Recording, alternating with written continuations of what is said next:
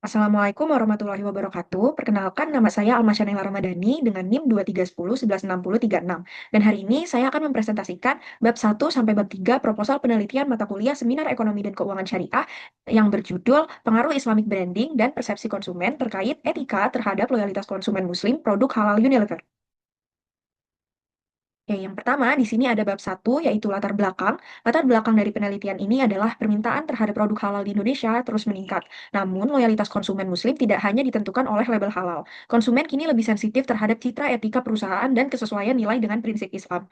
Hal ini terlihat ketika muncul seruan boikot terhadap produk Unilever. Meskipun PT Unilever Indonesia sendiri telah menegaskan bahwa tidak ada keputusan resmi MUI atau pemerintah mengenai boikot, sebagian masyarakat tetap mengaitkan perusahaan Indonesia dengan Unilever Global yang diberitakan memiliki hubungan kerjasama dengan Israel. Persepsi ini membuat klarifikasi perusahaan kurang diterima sepenuhnya dan tetap menimbulkan penurunan kepercayaan serta melemahnya loyalitas konsumen Muslim.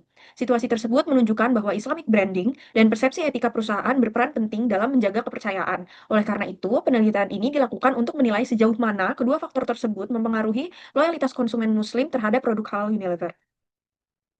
Oke, selanjutnya di sini ada analisis gap. Analisis gap dari penelitian ini yaitu ada 3 poin. Yang pertama ini dalam penelitian Nadia Anggita Safitri tahun 2023 ditemukan bahwa Islamic branding, bahan produk, dan labelisasi halal itu berpengaruh signifikan terhadap loyalitas. Nah, yang kedua, namun dalam penelitian Eliana Ulfah Meilida tahun 2024 memperoleh hasil sebaliknya, di mana Islamic branding ini tuh tidak berpengaruh signifikan karena loyalitas lebih ditentukan oleh word of mouth dan harga. Yang ketiga, sementara itu dalam penelitian Mutia Agni Sahalim, Lola Fitriasari, dan Willy Novranita tahun 2023 membuktikan bahwa persepsi etika dan kepuasan konsumen berpengaruh positif terhadap loyalitas pada konteks retail daring. Nah, selanjutnya di sini ada bagian novelty, yaitu kebaruan dari penelitian ini, terletak pada penggabungan Islamic branding dan persepsi etika konsumen dalam satu model untuk menjelaskan loyalitas konsumen muslim terhadap produk halal Unilever. Berbeda dengan penelitian sebelumnya yang umumnya dilakukan pada sektor retail lokal, produk herbal, atau layanan daring, penelitian ini menempatkan kedua variabel tersebut dalam konteks perusahaan multinasional yang tengah menghadapi isu etika dan citra merek. Pendekatan ini memberikan perspektif baru mengenai bagaimana nilai Islami dan penilaian etika perusahaan berperan dalam membentuk loyalitas konsumen muslim pada industri FMCG yang berskala global. Selanjutnya di sini ada rumusan masalah, tujuan penelitian, dan juga manfaat dari penelitian sendiri. Yang pertama di sini ada rumusan masalah, yaitu apakah Islamic branding berpengaruh terhadap loyalitas konsumen Muslim pada produk halal Unilever? Yang kedua, apakah persepsi etika konsumen berpengaruh terhadap loyalitas konsumen Muslim pada produk halal Unilever? Dan yang ketiga, apakah Islamic branding dan persepsi etika secara simultan berpengaruh terhadap loyalitas konsumen Muslim pada produk halal Unilever? Lalu ada bagian tujuan penelitian di mana terdapat 3 poin, yaitu menganalisis pengaruh Islamic branding terhadap loyalitas konsumen Muslim. Yang kedua, menganalisis pengaruh persepsi etika konsumen terhadap loyalitas konsumen Muslim. Yang ketiga, mengetahui pengaruh simultan Islamic branding dan persepsi etika terhadap loyalitas konsumen Muslim pada produk halal Unilever. Selanjutnya ada manfaat penelitian. Di sini ada manfaat penelitian secara teoritis, yaitu bagi akademisi, penelitian ini bermanfaat untuk menambah literatur mengenai perilaku konsumen Muslim, khususnya terkait Islamic branding, persepsi etika, dan juga loyalitas. Bagi penelitian selanjutnya, itu akan bermanfaat sebagai rujukan bagi peneliti selanjutnya untuk mengembangkan variabel atau konteks yang lebih luas. Selanjutnya di sini ada manfaat praktis. Yang pertama itu bagi perusahaan atau untuk PT Unilever Indonesia, yang pertama itu ada bisa memberikan masukan dalam merumuskan strategi pemasaran produk halal yang selaras dengan prinsip-prinsip Islam. Yang kedua, bisa membantu perusahaan memahami pengaruh Islamic branding dan persepsi etika konsumen terhadap peningkatan loyalitas konsumen Muslim. Yang ketiga, menjadi acuan dalam memperkuat citra perusahaan sebagai produsen global yang berkomitmen terhadap nilai-nilai etika dan juga kehalalan. Selanjutnya di sini ada untuk konsumen muslim, di mana untuk konsumen muslim sendiri akan bermanfaat seperti untuk memberikan pemahaman mengenai pentingnya kesadaran etis dan nilai-nilai Islami dalam memilih serta menilai produk halal. Yang kedua, untuk mendorong konsumen untuk lebih kritis terhadap kehalalan, citra merek Islami, dan juga integritas perusahaan dalam menjalankan praktik bisnisnya. Selanjutnya di sini ada untuk pemerintah dan regulator industri halal, di mana penelitian ini bisa bermanfaat untuk bahan pertimbangan dalam penyusunan kebijakan yang mendorong peningkatan standar etika dan kehalalan dalam kegiatan bisnis di Indonesia. Selanjutnya, penelitian ini dapat digunakan untuk mendukung penguatan ekosistem industri halal nasional dengan mendorong perusahaan multinasional agar konsisten menerapkan nilai-nilai etika dan prinsip syariah dalam operasionalnya. Selanjutnya di sini ada bab 2, yaitu landasan teori. Yang pertama di sini ada landasan teori dari loyalitas konsumen atau untuk variabel Y-nya. Jadi pendapat dari Kotler dan juga Keller tahun 2009, di mana mereka mengatakan loyalitas pelanggan merupakan bentuk komitmen yang kuat dari individu untuk tetap membeli atau menggunakan kembali produk maupun jasa yang disukai di masa mendatang, meskipun terdapat kondisi tertentu atau strategi pemasaran pesaing yang berpotensi membuatnya beralih. Loyalitas sendiri itu tidak hanya ditunjukkan melalui perilaku pembelian ulang, tapi juga dilihat dari keteguhan konsumen dalam tetap memilih merek yang sama meskipun terdapat pengaruh situasional, informasi negatif, maupun strategi pemasaran dari pesaing. Itu Richard L. Oliver pada tahun 1999 menjelaskan bahwa loyalitas ini tuh tercermin dari beberapa bentuk perilaku seperti kesediaan melakukan pembelian ulang, berlangganan produk atau layanan, menggunakan platform yang sama secara berkesinambungan, tidak mudah dipengaruhi oleh kondisi atau situasi tertentu, serta tidak gampang terpengaruh oleh strategi pemasaran pesaing yang dapat mendorong konsumen beralih ke produk lain. Selanjutnya di sini adalah dasar teori dari Islamic branding. Islamic branding sendiri merupakan strategi pemasaran yang memanfaatkan identitas Islam, label syariah, atau label halal sebagai ciri khas dalam mempromosikan suatu produk. Suatu produk akan lebih mudah menarik perhatian dan minat konsumen apabila memiliki merek atau branding yang kuat. Pernyataan itu dikatakan oleh Baihaqi et al. Pada tahun 2023. Selanjutnya, pada tahun 2017 yang dinyatakan oleh Fitria dalam penelitian Fitria, mengklasifikasikan Islamic branding ke dalam tiga bentuk utama. Pertama, Islamic brand by compliance, yaitu merek yang mematuhi prinsip-prinsip syariah secara konsisten dan biasanya dibuktikan melalui sertifikasi halal serta proses produksi yang sesuai dengan hukum Islam. Kedua, Islamic brand by customer, yakni merek dari negara non-muslim yang beradaptasi dengan kebutuhan pasar muslim melalui penyediaan produk bersertifikasi halal. Yang ketiga, ada Islamic brand by origin, yaitu merek yang berasal dari negara muslim dan secara implisit dipersepsikan halal oleh konsumen tanpa perlu penegasan tambahan. Selanjutnya di sini ada landasan teori dari persepsi konsumen terkait etika atau X2 ya. Menurut Brown dan Blumenhaber tahun 2011, Consumer Perceived Ethically atau CPE merupakan persepsi menyeluruh konsumen terhadap aspek moralitas dari suatu entitas, baik perusahaan, merek, produk, maupun layanan. Penelitian etis ini terbentuk melalui dua pendekatan utama, yaitu pertimbangan deontologis yang berlandaskan norma dan prinsip moral, serta pertimbangan teleologis yang menilai etika berdasarkan dampak atau hasil yang ditimbulkan. Dengan demikian, persepsi etika konsumen tidak hanya melihat apakah suatu tindakan sesuai dengan aturan moral, tetapi juga menilai konsekuensi dari tindakan tersebut. Pendapat ini sejalan dengan pandangan Eryandra et al. Pada tahun 2018 yang menyatakan bahwa CPE atau Consumer Perceived Ethically mencerminkan penilaian subjektif konsumen terhadap perilaku etis suatu merek dan bagaimana perusahaan mewujudkan nilai moral tersebut dalam tindakan nyata. Oleh karena itu, CPE sendiri pada dasarnya menggambarkan seberapa jauh konsumen memandang perusahaan sebagai entitas yang bertindak secara benar, adil, dan juga bertanggung jawab. Baik, selanjutnya di sini ada tabel terkait matriks penelitian terdahulu. Jadi di dalam tabel ini terdapat nama peneliti dan tahun penelitian, lalu ada alat sampel dan alat ujinya apa, lalu ada variabelnya. Di sini yang saya tuliskan adalah variabel X-nya.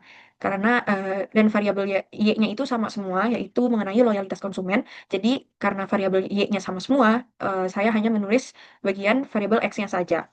Nah, terus di sini ada bagian tabel tentang kesimpulan. Jadi di penelitian nomor satu ini Islamic branding berpengaruh nggak sama loyalitas konsumen? Kesimpulannya berpengaruh. Dan begitu selanjutnya untuk contoh-contoh nomor satu sampai nomor 15.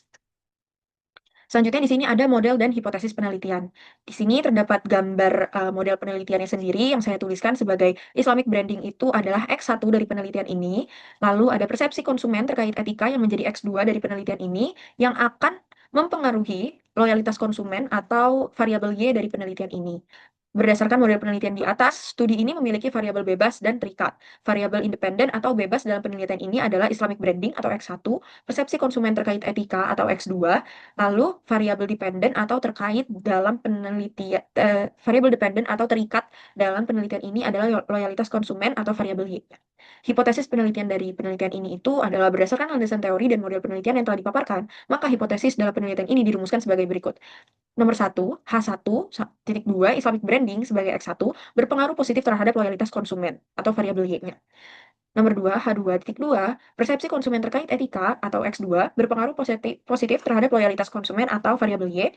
Nomor 3, H3.2, Islamic branding atau X1 dan persepsi konsumen terkait etika atau X2 secara simultan berpengaruh positif terhadap loyalitas konsumen atau variabel Y. Selanjutnya di sini ada bab 3, yaitu bab metode penelitian. Yang pertama di sini ada menjelaskan tentang definisi operasional. Definisi operasional merupakan penjabaran variabel penelitian ke dalam bentuk yang lebih praktis dan juga dapat diukur. Di definisi operasional sendiri ini menjelaskan variabel dependen dan juga variabel independen dari penelitian ini. Variabel dependen dari penelitian ini yaitu loyalitas konsumen, dan juga variabel independen dari penelitian ini adalah Islamic branding sebagai X1 dan juga persepsi konsumen terkait etika sebagai X2 dari penelitian ini.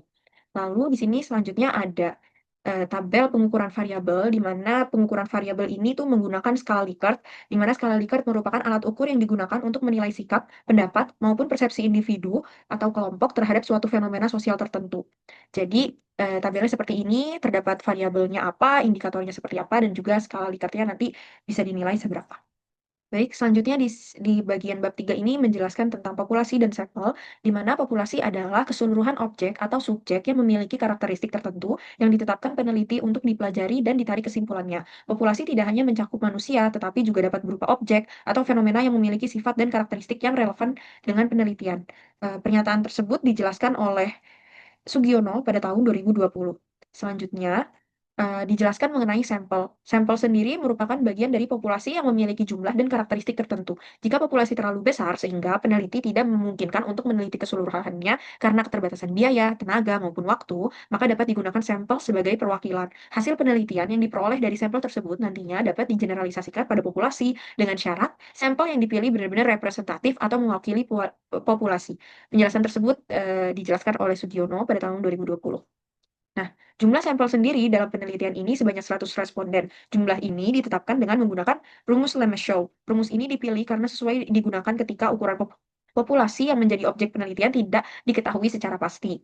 Selanjutnya, ada pun kriteria yang digunakan dalam penelitian ini adalah yang pertama, responden beragama Muslim. Yang kedua, berusia minimal 17 tahun atau sudah dianggap konsumen dewasa. Yang ketiga, pernah membeli atau menggunakan produk halal PT Unilever Indonesia Tbk. Baik, selanjutnya di sini ada bagian pengumpulan data. Yang pertama, ini ada jenis data. Jenis data yang digunakan dalam penelitian ini adalah data kuantitatif. Metode penelitian kuantitatif merupakan pendekatan yang berpijak pada paradigma positivisme yang diterapkan untuk meneliti populasi atau sampel tertentu. Yang kedua, ada sumber data. Sumber data dalam penulisan studi ini, penulis menggunakan data primer. Data primer adalah sumber data yang diperoleh secara langsung dari responden atau objek penelitian, tanpa perantara pihak lain. Dalam penelitian ini, data primer berasal dari jawaban responden Muslim yang mengisi kuesioner mengenai Islamic branding, persepsi etika, dan juga loyalitas terhadap produk halal Unilever. Pengumpulan data dari penelitian ini, penulis menggunakan metode pengumpulan data dengan melakukan penyebaran kuesioner melalui Google Form yang disebarkan kepada 100 konsumen Muslim yang pernah membeli produk dari PT Unilever Indonesia. Teknik analisis data dari penelitian ini menggunakan teknik PLS untuk menganalisis data yang diperoleh, dan pengolahan data dilakukan dengan bantuan aplikasi Smart PLS. Smart PLS dipilih karena mampu menguji model penelitian dengan pendekatan partial least square structural equation modeling atau PLS SEM yang sesuai untuk penelitian dengan variabel laten dan indikator yang diukur menggunakan skala Likert. Selanjutnya di sini ada analisis statistik deskriptif, di mana analisis statistik deskriptif digunakan untuk menggambarkan karakteristik data penelitian secara umum. Pada tahap ini, data responden disajikan dalam bentuk nilai rata-rata, persentase, standar deviasi, serta distribusi jawaban setiap indikator. Statistik deskriptif membantu peneliti memahami kecenderungan jawaban responden terhadap variabel Islamic branding, persepsi etika, dan juga loyalitas konsumen sebelum dilakukan analisis struktural. Untuk data penelitian ini, terdapat 100 jawaban responden yang diambil, dan variabel yang digunakan yaitu loyalitas konsumen sebagai variabel Y, Islamic branding sebagai X1, dan juga persepsi konsumen terkait etika sebagai X2. Berikut rumus dari indeksnya sendiri.